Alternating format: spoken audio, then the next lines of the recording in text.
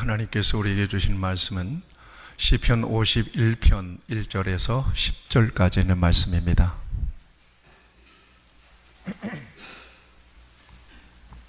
시편 51편 1절에서 10절까지 있는 말씀, 이 말씀 기록된 계시의 말씀을 제가 봉독하겠습니다.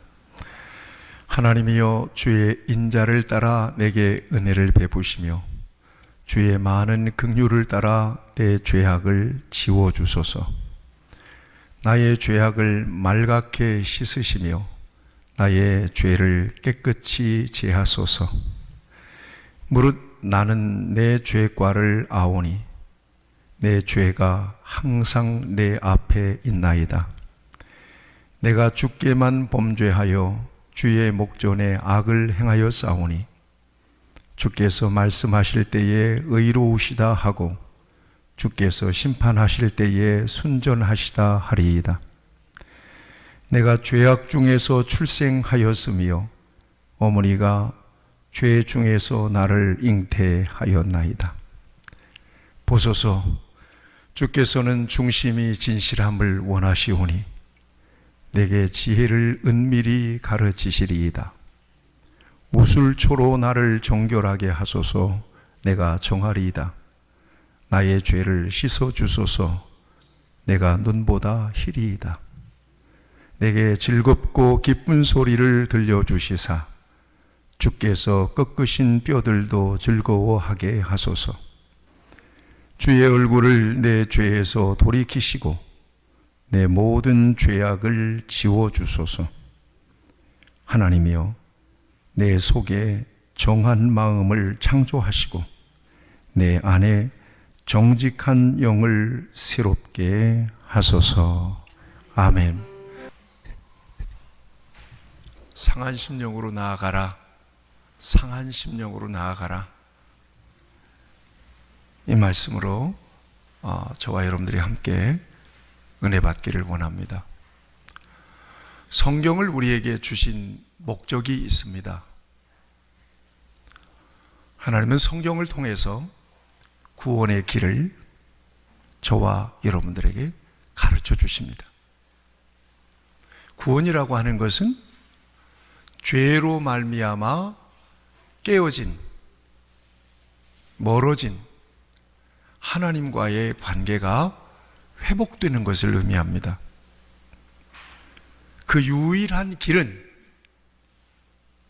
하나님과 인간 사이에 유일한 중보가 되시는 예수 그리스도의 십자가의 공로, 그 십자가의 대속을 나를 구속하시기 위한, 내 모든 죄를 용서하시기 위한 사건으로 믿는 것입니다. 믿으십니까? 그래서 성경은 오직 구원의 길을 예수 그리스도 한 길밖에 없음을 우리에게 선언합니다. 우리가 암송하는 말씀, 하나님이 세상을 이처럼 사랑하사 독생자를 주셨으니 이는 그를 믿는 자마다 멸망하지 않고 영생을 얻게 하려 하심이니라. 내가 곧 길이요 진리요 생명이니 나로 말미암지 않고는 아버지께로 올 자가 없느니라. 다른 이로서는 구원을 얻을 수 없나니 천하인간의 구원을 얻을 만한 다른 이름을 우리에게 주신 일이 없음이니라. 내가 복음을 부끄러워하지 아니하노니 이 복음은 모든 믿는 자들에게 구원을 주시는 하나님의 능력이라. 오직 복음입니다. 오직 예수님이십니다. 이것을 유일하게 성경만이 가르쳐주고 있습니다. 그 길을. 그래서 예수를 전인적으로 영접한 사람을 거듭났다 그럽니다. 묻습니다. 여러분 거듭나셨습니까? 고린도후서 5장 17절 말씀을 보면 거듭났다는 것은 예수 그리스도 안에서 영적으로 다시 났으며 예수 그리스도 안에서 영적으로 다시 만들어졌다는 거예요. 그런즉 누구든지 그리스도 안에 있으면 새로운 피조물이라. 이전 것은 지나갔으니 보라 새 것이 되었도다. 이렇게 온전하게 거듭나면 세 가지의 영적인, 인격적인 특징이 생깁니다. 거듭난 사람들에게 세 가지의 인격적인 현상이 나타납니다. 첫째는 회개입니다. 남김없이 회개하는 겁니다. 우리 한국 교회에 부흥의 도화선이 되셨던 최권능 목사님이 유명한 깡패셨어요. 그런데 그분이 예수님을 만났습니다. 그리고 하나님 앞에 철저하게 회개하기를, 무엇까지 회개했는가 하면 자기 엄마의 젖꼭지를 물어서 피를 낸 것까지도 하나님 앞에 회개했대요. 그래요. 젖 먹을 때. 우리 어머니도 보니까, 우리 어머니가 젖 양이 많으신 분이세요. 체구는 작은데 얼마나 육남매가 씹어댔든지 젖꼭지가 다 끊어질 정도예요. 우리 어머니 젖과 우리 어머니 몸에서 나오는, 젖꼭지에서 나오는 피까지 다 먹고 우리가 자란 거예요. 그것까지도 회개가 되더라는 겁니다. 젊을 때 못된 짓 할 때 남의 집 울타리에 달려있는 호박에다 말뚝을 박고 다녔다는 거예요. 이거 다 하나님 앞에 회개했다는 것입니다. 진정으로 거듭난 사람은 죄를 남김없이 회개하는 사람입니다. 이 회개는 성령 세례를 통해서 일생에 단 한 번 오게 됩니다. 그래서 거듭나는 순간, 내가 이제는 육적인 사람에서 영적인 사람으로 거듭나는 순간, 하나님 안에서 하나님과 나와의 관계 속에서 장벽처럼 드리워져 있는 모든 죄를 다 예수 그리스도의 이름으로 회개함으로써 하나님과 온전한 관계가 회복되는 건데, 이것은 완전한 하나님의 은혜입니다. 하나님께서 우리에게 주신 영적인 사건입니다. 이 사건을 통해서 메타노이아, 완전한 회개가 이루어지고 우리가 영적인 사람이 되는 것입니다. 두 번째 인격적인 특징은 구원의 감격으로 충만해지는 거예요. 거듭난 후에 구원의 감격을 여러분들이 경험하셨을 것입니다. 딱 찬송가 436장 3절과 같은 감격입니다. 산천도 초목도 새 것이 되었고 죄인도 원수도 친구로 변한다. 새 생명 얻은 자 영생을 누리니 주님을 모신 맘 새 하늘 이로다. 이게 거듭난 자의 고백입니다. 예수님을 만날 때 고백입니다. 438장 높은 산이 거친 들이 초막이나 궁궐이나 내 주 예수 모신 곳이 그 어리나 하늘나라. 이 같은 세상이 줄 수 없는 엄청난 감격에 사로잡히게 되는 것입니다. 기쁨에 사로잡히게 되는 것입니다. 원수가 없어지는 거예요.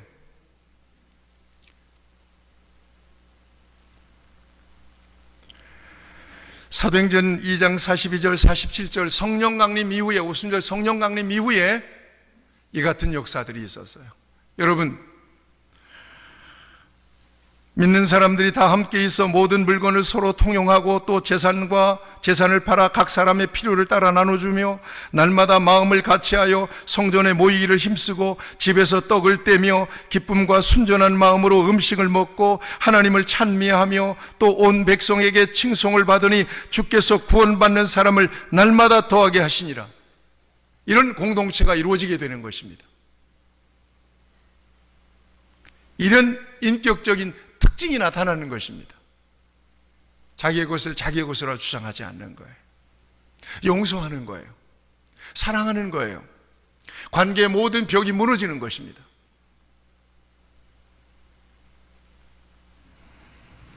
세 번째는 자기 부정입니다. 이제는 나 자신만을 위해 살지 않겠습니다. 갈라디아서 2장 20절 말씀과 같아요. 예수님을 만나고 사도 바울이 어떻게 고백하죠? 나는 그리스도의 십자가에 못 박혀 죽었습니다. 그리고 내 안에 예수님이 사십니다. 이제 나는 나를 사랑하사 자기 몸을 버리신 하나님의 아들 예수 그리스도만을 위해 살겠습니다. 이 같은 고백이 사도 바울의 고백이었고 거듭난 사람의 고백입니다. 더 이상 예수님의 이름으로 거듭난 하나님의 사람은 이 세상의 일생만을 위해 살지 않습니다. 먹고 마시고 즐기고 사는 이 세상에서의 삶만을 위해 살지 않습니다. 자신만을 위해 살지 않습니다. 하나님의 영광을 위해서 사는 사람이 됩니다. 영원한 하나님 나라를 바라보며 사는 사람이 됩니다. 더 이상 내가 내 주인이 아니라 내 주인이 하나님이십니다. 이런 고백으로 하나님의 통치와 하나님의 지배 아래서 사는 사람이에요. 하나님의 마음과 내 마음이 하나님의 의지와 내 의지가 충돌할 때 언제나 하나님의 의지에 굴복하고 복종할 줄 아는 그런 삶을 살아가는 사람이 진정으로 거듭난 사람이에요. 지난주에 우리 교회에 냉난방기 2대를 설치를 했습니다. 누구를 통해 설치할까 그래서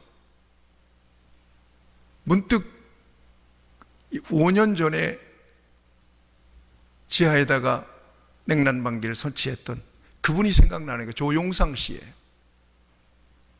그분을 처음 만났을 때 일하면서 보니까 하나님을 믿으면 딱 좋겠다는 마음이 탁 내 안에 있는 거예요. 그 속에 하나님의 씨가 보여. 그래서 신앙적인 대화를 나눴던 기억이 있고요. 예수님을 가르쳐 줬고요. 그리고 영접 기도까지 제가 시켰던 기억이 있습니다. 그리고 5년 만에 만났습니다. 나를 보자마자 눈시울을 붉혀요. 목사님, 나는 이 교회에 성령의 감동을 통해서 왔습니다. 목사님, 나는 목사님과 함께 지금 기도하고 싶습니다. 깜짝 놀랐어요. 눈물을 글썽글썽 하면서 자기가 왜 이렇게 됐는지, 자기는 오직 성령님을 의지하고 산다는 거예요. 철저하게 자기 부정하고 성령님만을 의지하여 지금 살고 있다는 거예요. 일할 때도 성령님을 언제나 구한다는 거예요. 그래서 두 손을 잡고 일하러 온 사람하고 함께 두 손을 잡고 기도를 했습니다. 내가 먼저 기도를 해 주었습니다. 그랬더니 감히 목사님을 위해서 기도해 주겠답니다. 보통 그러기 어렵잖아요. 목사님, 제가 목사님을 위해서 기도해 드리겠습니다. 기도해 주는데 내 손을 잡았는데 난 내 손뼈가 으스러지는 줄 알았어. 그렇게 세게 잡아. 노라고 말도 못하고 아프다고 말도 못하고 아파요. 조금 천천히 잡으세요. 이렇게 말도 못하고 꽉 자기 힘으로 잡는 것 같지 않아요. 꽉 잡으면서 눈물로 기도하는 거예요. 궁금하잖아요. 언제부터 그렇게 됐어요? 그랬더니 목사님을 만났을 때 하나님의 부르심이 있었습니다. 그런데 2009년도에 하나님이 저를 불러내셨습니다. 딱 죽을 고비를 2번 넘기게 하시는 거예요. 죽을 고비를. 술을 먹고 친구들과 술을 먹고 난 뒤에 운전대를 잡았는데 완전히 박살이 나버린 겁니다. 그때 하나님께서 자기를 불러대는 거예요. 돌아오라고. 그런데 바로 교회를 갔답니다. 갔는데 다시 옛 생활로 돌아가는 거예요. 그런데 2022년도에 얼마 전이죠. 선교사 친구가 하나가 있는데 그 친구하고 갑자기 통화를 하면서 운전대를 운전하고 우리 가는데 앞에서 승용차 한 대가 정면으로 와서 충돌해 조수석을 완전히 날려버리고, 근데 그때 눈이 확 열리더래요. 눈이 확 영안이 열려서 꿈인지 생신지 모르겠대요.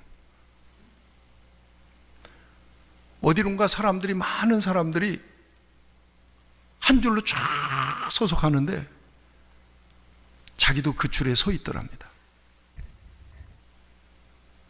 그런데 가만히 보니까 지옥으로 가는 줄이었더라는 거예요. 그때 하나님께서 음성을 주시는 거예요. 돌아오라. 그때부터입니다. 그때부터 주님께서 보내신 가까운 교회에 나가면서 완전하게 이렇게 뒤집어진 거예요. 언제나 영적으로 빈 공간을 안 만들려고 노력하는, 하나님께서 하시는구나. 지금도 일하면서 매 순간순간마다 영적인 도전이 온다는 거예요. 그럴 때마다 예수님의 이름으로 물리치면서 이제는 돈 버는 게 목적이 아닌 거예요. 이 양반이 주를 위해서 섬기고 봉사하는 일에 완전하게 자기 자신을 드리겠다고 헌신하며, 선교지에 뭔가 에어컨이나 이거 고장나면 가는 거예요.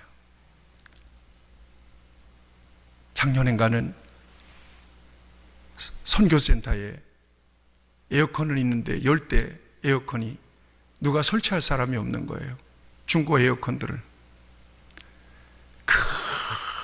비를 맞아가면서 그걸 혼자 다 설치를 하고, 그리고 그 집회에 참여하는데 얼마나 놀라운 하나님의 은혜가 임하는지, 여름인데 너무너무 일하는데 혼자 일하니까 너무 춥더라는 거예요. 막 이빨이 타타타타타타타타 부딪힐 만큼. 그때 그랬대요. 그 비를 맞으면서 하늘을 향하여 주여 감사합니다 그러면서 그 일을 마쳤고,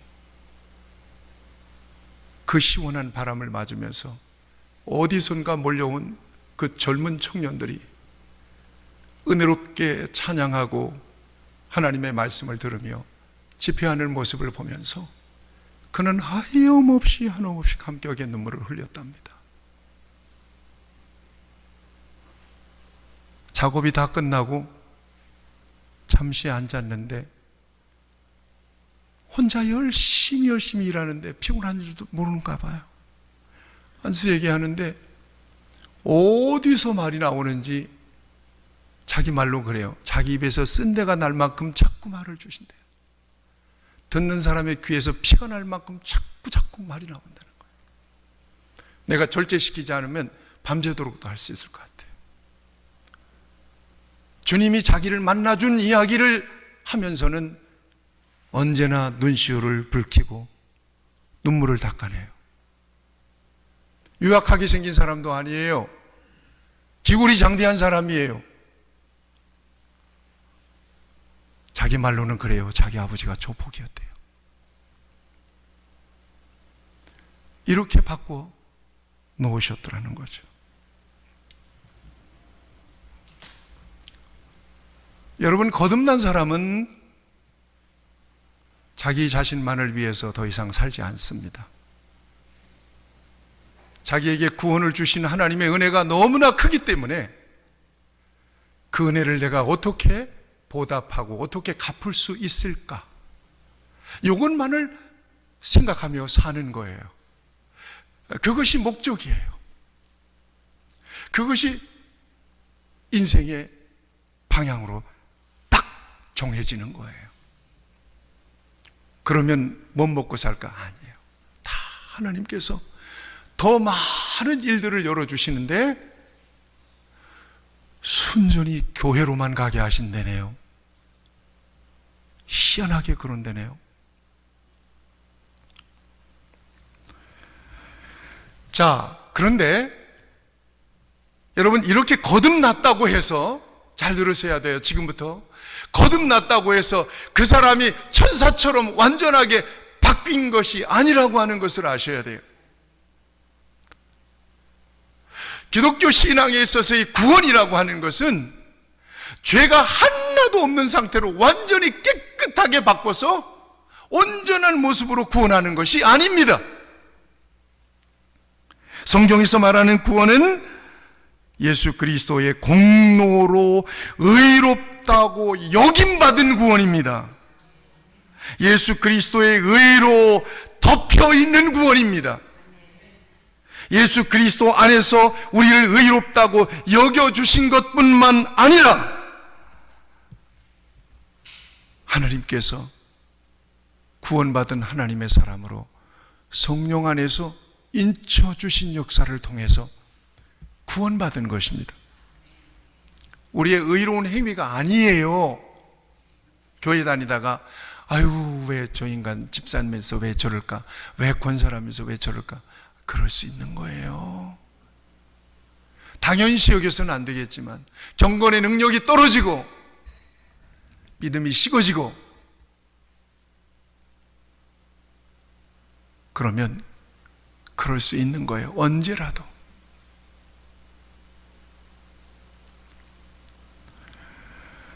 그렇기 때문에 우리 안에는 여전히 부패한 자아가 있습니다.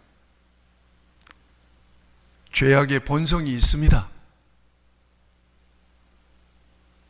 인정하지 않는 눈치네요. 우리 안에 있어요. 예수님을 걷어내면 이 속에 있어요. 이 속에.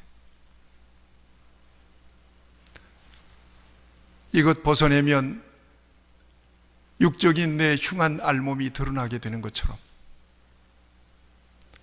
하나님은 예수 그리스도의 십자가의 공로를 통해서 구원을 완성하시고 누구든지 그를 믿는 자마다 영생을 얻게 하려 하심이니라.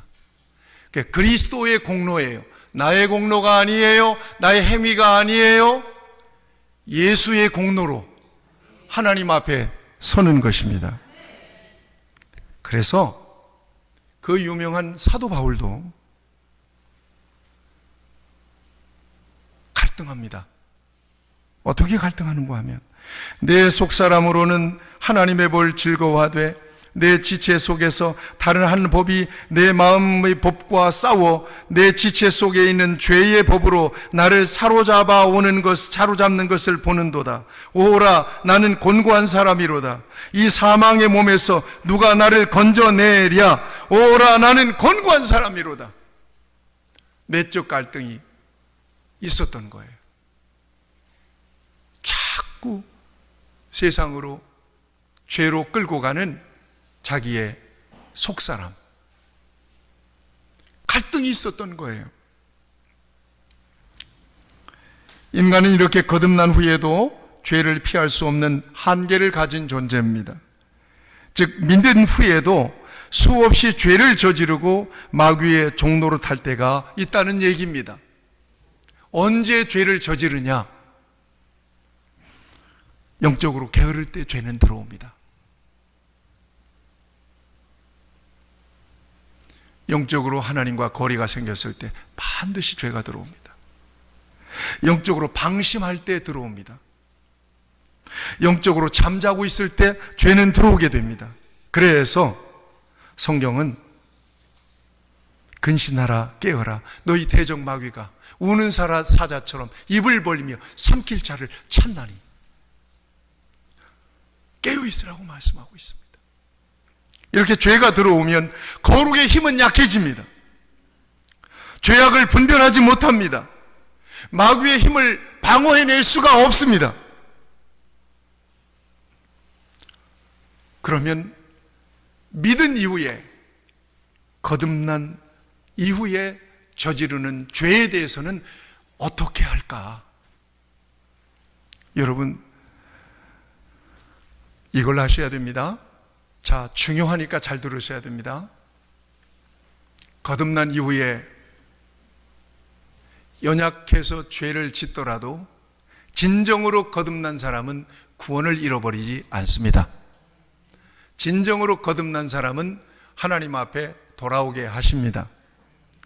여러분 이스라엘 백성들이 얼마나 반역했습니까? 하나님 버렸습니까? 안 버렸습니까?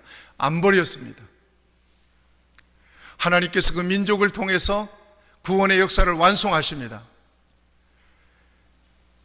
여러분 요한복음 10장 28절 29절 말씀에 내가 그들에게 영생을 주노니 영원히 멸망하지 아니할 것이요 또 그들을 내 손에서 빼앗을 자가 없느니라. 그들을 주신 내 아버지는 만물보다 크심에 아무도 아버지의 손에서 빼앗을 수 없느니라. 진정으로 거듭난 사람은 절대로 구원을 잃어버리지 않습니다. 내가 진실로 진실로 너희에게 이르노니 내 말을 듣고 또 나 보내신 이를 믿는 자는 영생을 얻었고 심판에 이르지 아니하나니 사망에서 생명으로 옮겼느니라. 믿으시길 축복합니다. 진정으로 여러분들이 거듭났다면 구원을 잃어버릴 가능성은 없습니다. 다만 하나님과 거리는 생깁니다. 성도의 축복과 자녀의 권세를 누리질 못합니다. 구원의 즐거움을 잃어버립니다. 한마디로 어린아이가 엄마의 손을 놓치고 잃어버렸을 때 그 두려움과 공포를 겪으면서 일생을 사는 거예요. 영적인 소외, 하나님과 분리되는 두려움과 공포를 느끼며 일생을 사는 것입니다. 하나님과 거리가 생기면 하나님의 자녀라도 마치 하나님이 없는 것처럼 사는 거예요. 이건 구원의 문제와는 별개의 문제입니다.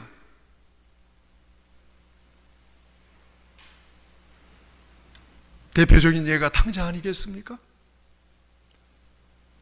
탕자가 아버지의 집을 떠나서 외국에서 돈을 써가며 허랑방탕하게 살았습니다.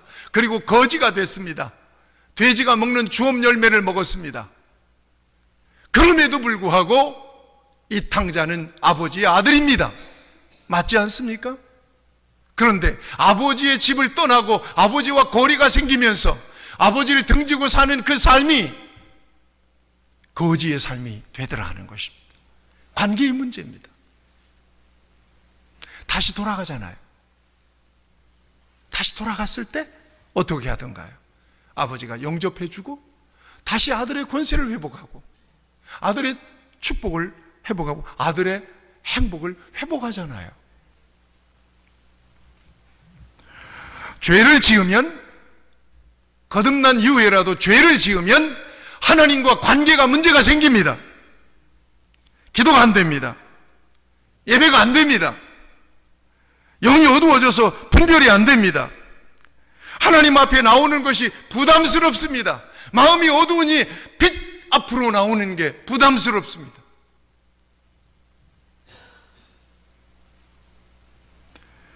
동시에 세속적인 사람으로 변질되고요, 세상적인 가치들을 추구하고요, 육체적인 쾌락을 쫓아서 살게 되는 거예요. 거듭났음에도 불구하고 하나님과 거리가 생기면, 하나님을 등지고 살면 어둠 속에서 방황하는 거예요. 마치 하나님이 없는 것처럼, 고아처럼 살아가는 거예요. 어떻게 하나님을 아버지로 섬기고 아버지로 모시고 살아가는 사람이 이렇게 영적으로 고아와 같이 사느냐 하는 거예요.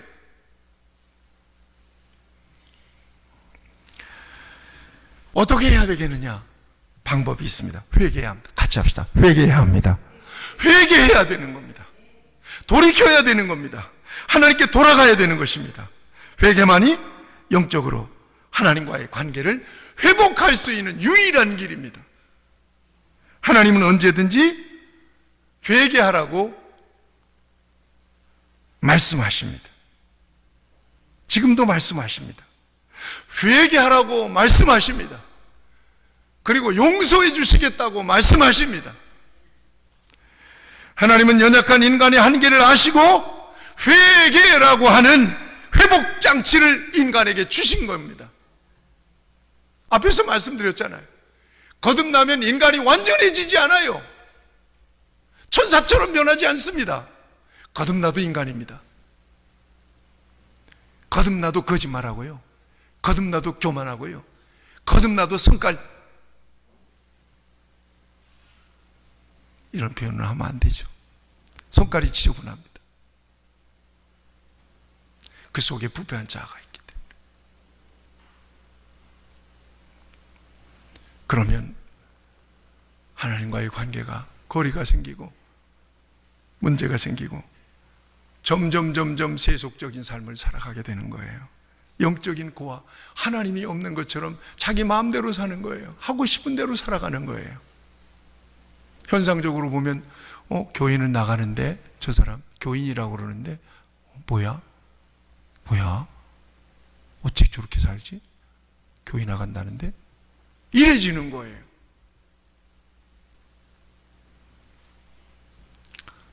그래서 하나님은 하나님과의 관계를 회복시켜 주시기 위해서 회개라고 하는 장치를 우리에게 주신 겁니다. 회개는 마치 리셋과 같아요. 다시 리셋하는 것입니다. 오늘 이 시간 저와 여러분들이 다시 하나님과의 관계가 리셋되기를 바랍니다. 다시 영적인 삶으로 리셋되기를 바랍니다. 컴퓨터를 쓰고 스마트폰을 쓰다가 자꾸 프로그램 영점 오염을 어떻게 풉니까? 다시 껐다가 리부팅을 하잖아요. 리부팅, 리셋을 하는 것입니다. 하나님과의 관계도 문제가 생겼어요. 기도도 안 되네요. 성경을 읽어도 맨날 졸기만 하네요. 영적인 은혜를 사모하는 마음이 없어요. 기도하려고 하면 자꾸 딴 생각이 가지시기를 하고 있어요. 자꾸 무엇인가 기도하는 데는 자꾸 눌려요. 자꾸 눌려요. 주여를 부를 수가 없는 상태가 돼버려요. 위기를 만나고 어려움을 만났는데 하나님을 부르고 하나님을 찾아야 되는데 하나님이 안 불러줘요. 이거 큰일 난 거예요. 프로그램이 엉켜버린 거예요. 정말 이것은 사고 나는 인생이에요.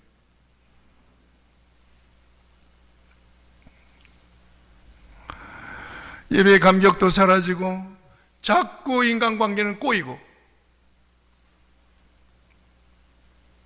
마음이 불편해요. 그냥 방치하면 교회 안에 있는 불신자처럼 그렇게 살아가는 겁니다.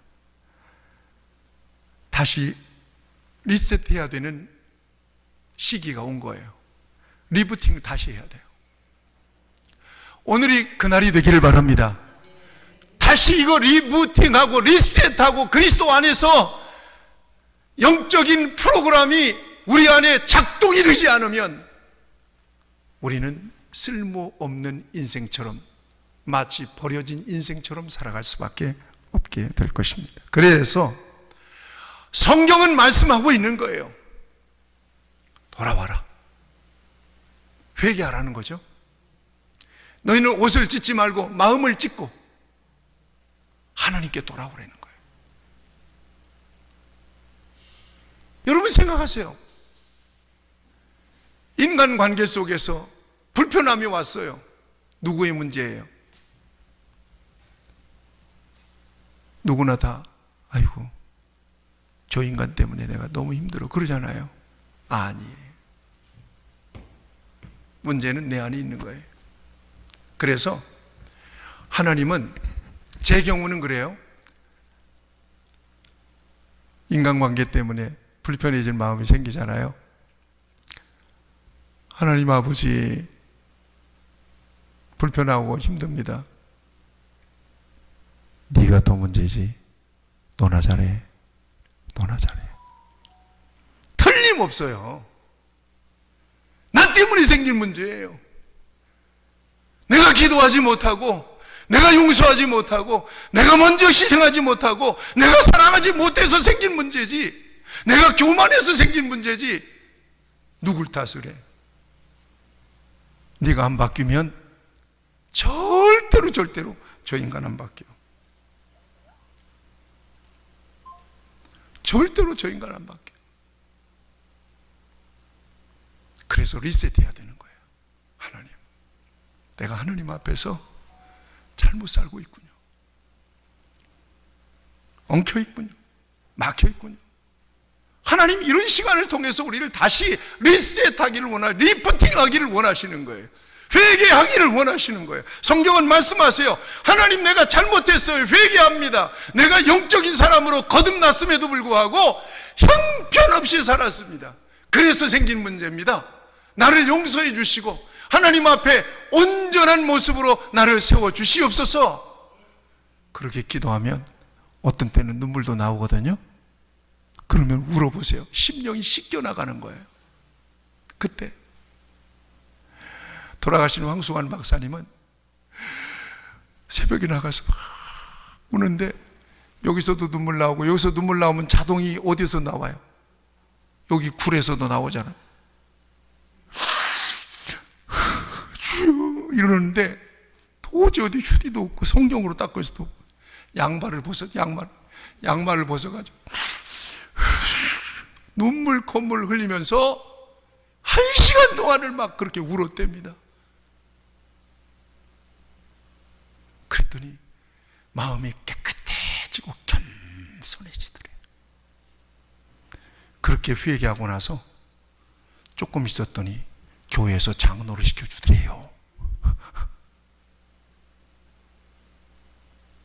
진실로 하나님 앞에 서 보세요. 그렇게 한번 해보세요. 조용히 하나님의 성령님, 주님 바라보, 하나님, 나는 죄인입니다. 이 고백이 한번 탁 터져 나오는 순간 내 심령은 주님께로 확 열리게 되고, 주님과의 관계가 거기서 회복되잖아요. 산천도 초목도 새 것이 되었고, 죄인도 원수도 친구로 변한다, 이렇게 돼요. 그 어디나 하늘나라가 되는 거예요. 원수가 어디 있어요? 회개한 사람에게는 절대 원수 없어요. 회개를 안 하고 있으니까 원수가 되죠. 원수가 있는 거예요. 회개한 사람한테는 절대 원수가 없는 거예요. 여러분 회개해 보세요. 회개하고 깊이 하나님 앞에 나는 죄인입니다 하고 회개하고, 여러분들 원수 앞에 가보세요. 원수같이 보이나? 안 보이지. 안 보여요. 문제는 회개예요. 하나님께 돌아오라. 분명히 성경은 말씀하세요. 여호와께서 말씀하시되, 오라 우리가 서로 변론하자. 너희 죄가 주홍같이 붉을지라도 눈과 같이 휘어질 것이요 진홍같이 붉을지라도 양털같이 되리라. 악인은 그 길을, 불의한 자는 그 생각을 버리고 여호와께로 돌아오라는 거예요.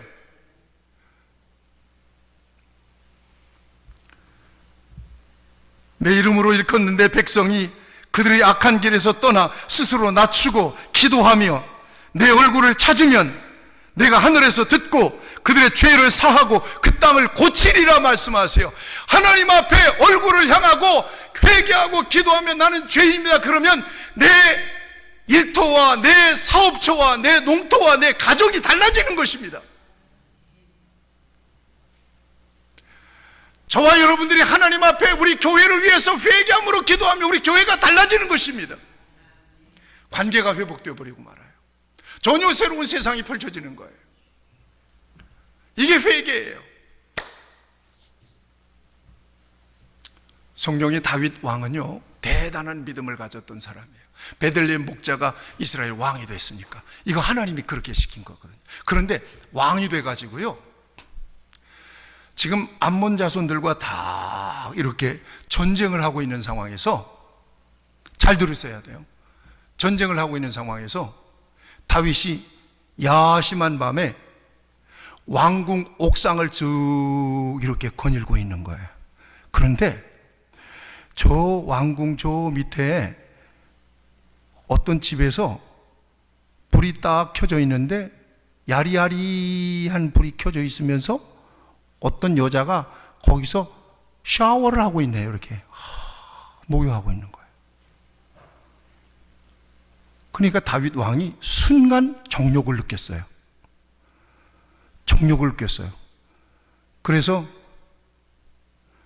군인 하나를 보내가지고 그 여인을 왕궁으로 데려오게 해요. 그런데 그 여인이 부인이 있는 여자였어요. 햇사람 우리아의 아내였습니다.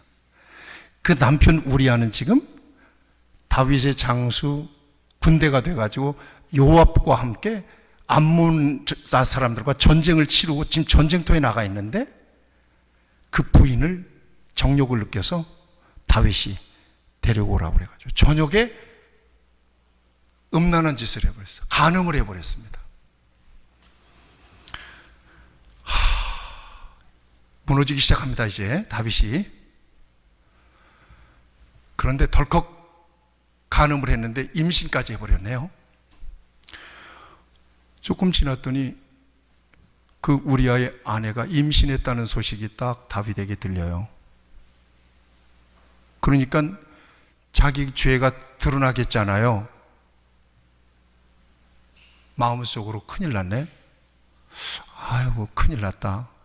꾀를 생각해낸 겁니다.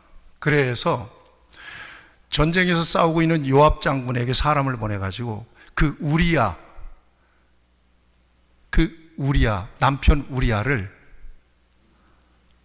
궁으로 불러들입니다.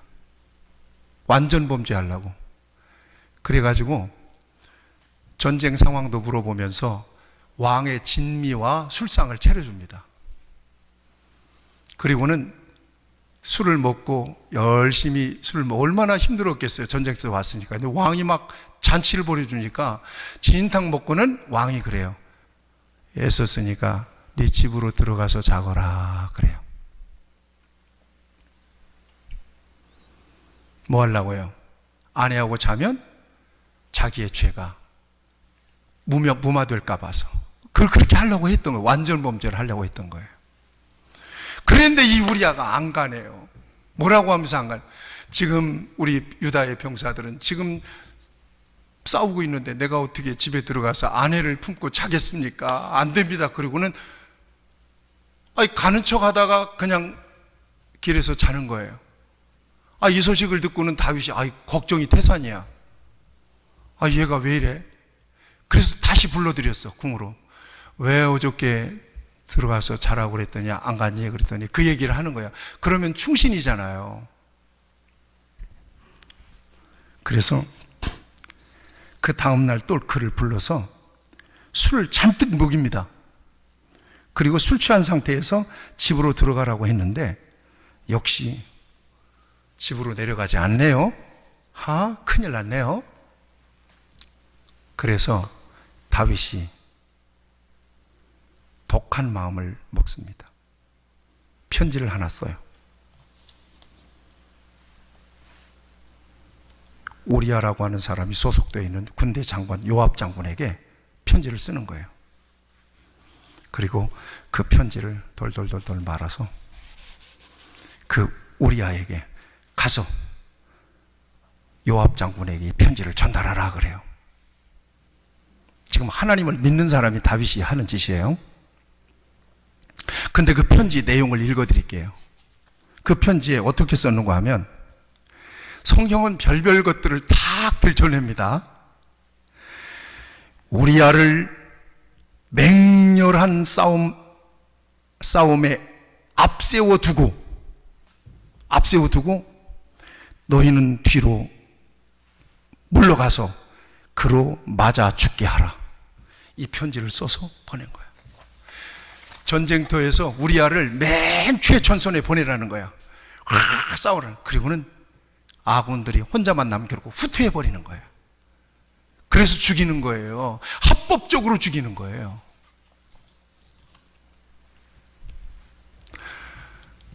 그래서 우리아가 다윗의 뜻대로 전사를 했습니다. 죽었습니다. 그것도 모르고 남편이 죽었다는 소식을 듣고 우리아의 아내 밧세바는 통곡을 합니다. 전사 통지를 받고. 그 눈물을 어떻게 할 거예요? 통곡을 합니다. 그런데 얼마 안 있다가 다윗이 우리아를 다시 궁으로 불러서 자기 아내로 삼아버려요. 자, 끝났죠? 끝난 것 같죠? 상황이 끝난 것 같죠? 아니에요. 끝이 아니에요. 이 모든 과정을 하나님께서 보셔요. 그리고 이 모든 과정에 대한 성경의 평가가 있습니다. 이렇게 평가를 내려요. 사무엘하 11장 27절에 이렇게 말씀합니다. 다윗이 행한 그 일이 여호와 보시기에 악하였더라. 여호와 보시기에 악하였더라 그래요. 그래서 하나님께서 나단 선지자를 보냅니다. 다윗에게 나단 선지자를 다 보내가지고 그런 얘기를 해요. 어떤 이야기를 해주는지 들어보세요. 한 성의 부자와 가난한 사람이 살았습니다. 부자는 양과 소가 심이 많고요, 가난한 사람은 작은 암양 새끼 한 마리뿐인데 그 새끼를 가족처럼 함께 먹고 자며 딸처럼 길렀습니다. 그런데 어느 날 부자에게 손님이 왔습니다. 그런데 부자는 자기의 양과 소를 아껴서 잡지 않고 가난한 사람의 그 새끼 같은 암양 새끼를 뺏어다가 잡아서 손님을 대접해 버렸습니다. 이 이야기를 듣자마자 다윗이 벌떡 일어나는 거예요. 어떤 놈이냐? 내가 여호와의 살아계심을 두고 맹세하노니 이 일을 행한 그 사람은 마땅히 죽을 것이니라. 그러자 나단 선지자가 다윗을 쏘아보면서 하는 말이 당신이 바로 그 사람이라 그래요. 이게 처음에는 무슨 말인지 몰랐을 겁니다. 당신이 바로 그 사람이라. 그러면서 하나님께서 다윗의 입을 통해서, 이 나단의 입을 통해서 다윗에게 하나님의 음성을 들려줘요. 야, 내가 너를 이스라엘 왕으로 기름 붓기 위하여 너를 사울의 손에서 구원하고 내 주인의 집을 내게 주고 아내들을 내 품에 두고 이스라엘과 유다 족속들을 내게 맡겼느니라. 만일 그것이 부족하였을 것이면 내가 내게 이것저것을 더 주었으리라. 그런데 어찌하여 네가 여호와의 말씀을 없인 여기고 나 보기에 악을 행하였느냐? 네가 칼로 햇사람 우리아를 치되 암몬 자손의 칼로 죽이고 그 아내를 빼앗아 내 아내로 삼았다. 그래버려요. 완전한 조서를 확실하게 본 것을 나단 선지자를 통해서 다윗에게 들려줍니다. 그 말을 듣는 순간 완전히 혼나갈 정도로 다리에 힘이 빠졌을 겁니다. 그것뿐 아닙니다. 너 그렇게 했지? 내가 너에게 다음과 같은 벌을 내릴 거야. 칼이 내 집에서 영원히 떠나지 아니할 것이다. 너와 네 집에 재앙을 일으킬 것이다. 네 아내와 네 아들들이 대낮에 동침할 것이다. 그리고 열흘 만에 이 부정하게 관계 속에서 임신했던 그 아들이 태어났는데 열흘 만에 죽어요. 그리고 나서 그 모든 수모와 그 모든 하나님의 재앙을 다 받습니다. 바로 이때 나단 선지자를 통해서 다윗의 죄를 지적받던 바로 그때 썼던 시가 오늘 읽은 본문 말씀의 시입니다. 여러분, 오늘 본문에 보면 다른 거 없어요. 주 나를 박대하시면 나 어디 가오리까? 하나님 나를 버리면 나는 피할 곳이 없습니다. 그는 그 모든 죄악을 인정하고 용서해 달라고 울부짖었습니다.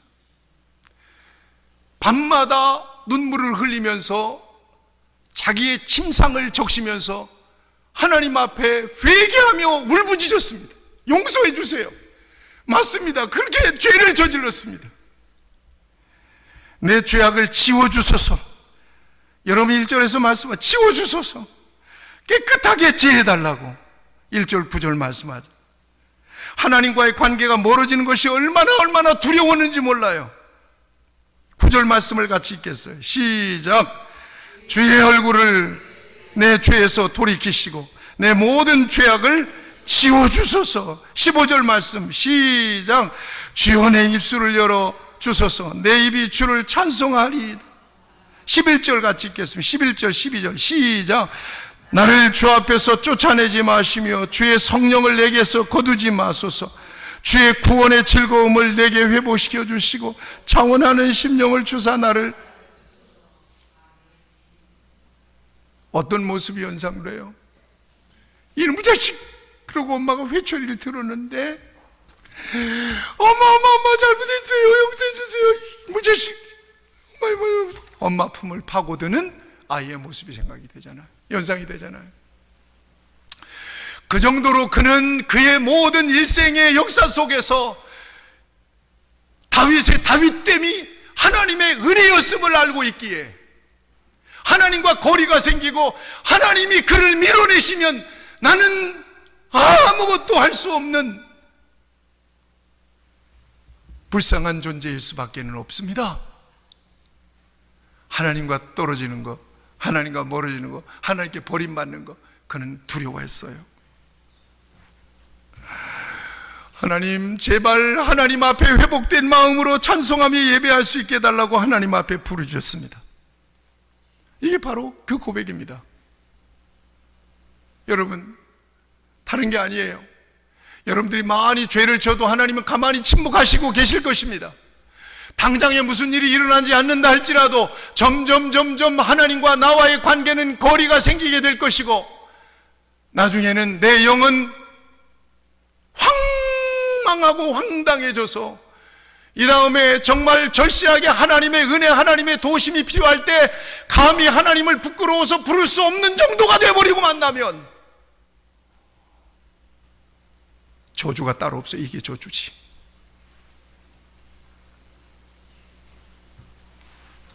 다윗은 그 이후에 엄청난 재앙에 휘둘립니다. 아들 암논이 다윗 늙음하게 다윗의 첩과 함께 대낮에 동침하죠. 아들 압살롬이 힘을 키워가지고 다윗을 모반합니다. 다윗을 다윗성에서 쫓아내요. 이때 쫓기 나갈 때 어떤지 아세요?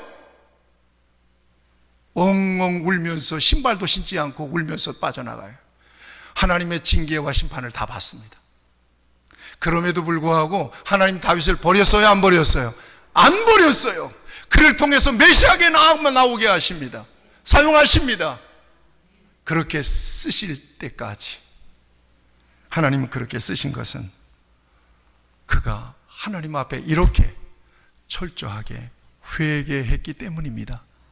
여러분 믿으세요. 회개해야 하나님이 쓰십니다. 다시 리셋하고 리프팅해야 하나님이 쓰십니다. 오늘이 바로 그 순간이 되기를 축복합니다. 지금 오악한 길에 서 있는 분은 없습니까? 하나님 보시고 하신다는 것을 기억하시고 돌아서야 되는 겁니다. 옛사람이 습관을 버리지 못하고 끌려다니는 분들 계십니까? 결국 그것이 자신을 찌르게 된다는 것을 아시고 회개해야 되는 겁니다. 오늘이 바로 그런 날이 되시기를 축복합니다. 하나님께서 여러분들에게 주시는 말씀이라고 믿으며 이 사순절 5째 주일에 오늘 하나님과 나와의 관계가 다시 영적인 관계가 리부팅되고 리셋되는 그런 회개의 역사가 저와 여러분 안에 있기를 축복합니다. 기도하십시다. 가슴에 손을 얹어 보시다. 그리고 이렇게 고백하시죠. 하나님,